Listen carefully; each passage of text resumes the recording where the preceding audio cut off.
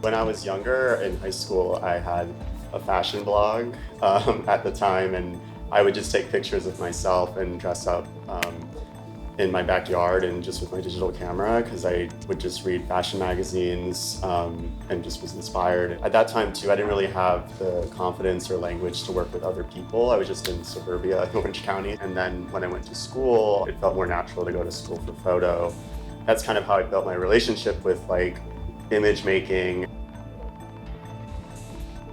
I think a lot of the things that I've been inspired by since the beginning have actually really stayed the same. It's just the way in which I've been able to articulate my work and myself or understand myself.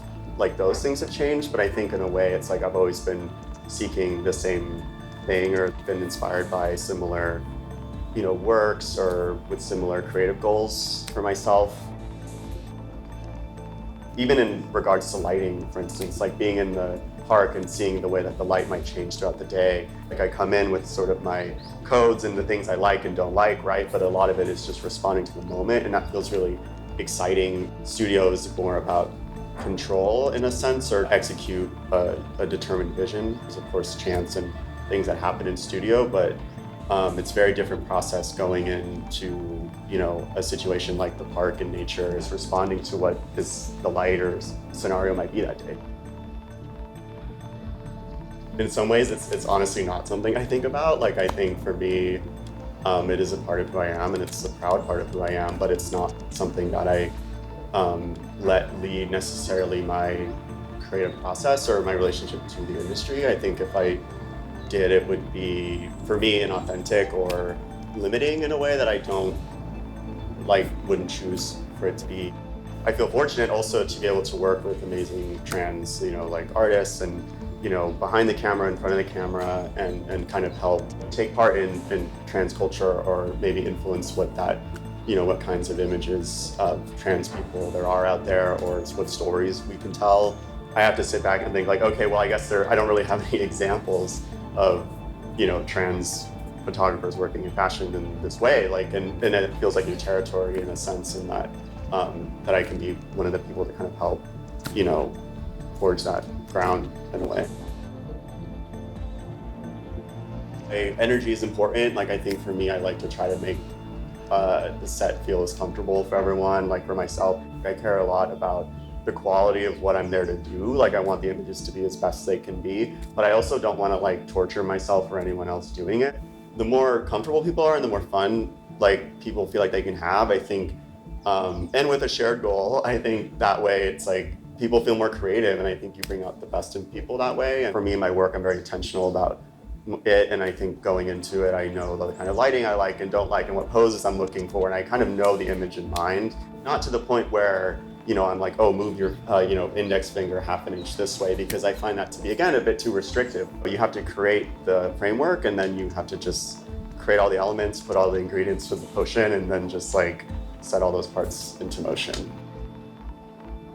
All kinds of media, culture, things like that. I think, again, as someone who works primarily in fashion, I think fashion is so much about culture and, how we relate to one another and history and things like that. So I think for me, it feels very natural to be informed by those things, to be influenced by those things. I mean, movies play a big part as well. 60s Italian films like Antonioni and Fellini, our friends joke, we say Fellini core about things and the way we dress and things like that. Music plays a huge part for me as well. My dad's a musician, and I grew up in a household where music was always really important. Friends, community, I think all those things play a part.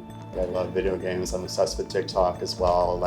Creators like Angel Mommy or Lizzie McGuire I've been fortunate enough to work with, but there's so many people on there. To me, I love that as a portal into these different worlds, and there's so much happening that's so immediate, and I really feel like that's where a lot of culture exists for a lot of people right now, is on TikTok.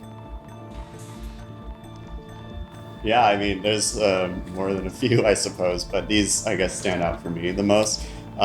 This one in particular was my first ever cover, so I feel very sentimental about it. This was for interview, obviously, with Finn Wolfhard as our subject, and this was with Dara Styling, who's my bestie. This one too. This one was for Dazed, sometime, I guess, 2021. This is an editorial I did with them, which I love. I feel like people really love this. So I find myself referencing it quite a bit. But this was, yeah, a good old-fashioned story, and I got to work with Patty Wilson on it, who I greatly admire and love, and she's, you know, someone I've worked with, you know, since then as well, and can consider a friend. And yeah, it was just really inspiring. And then, of course, we have the ASC GQ cover, which was very surreal, still very strange to think about that. This is something I did. This was a very interesting project, very cool to do. It's interesting when you can do projects that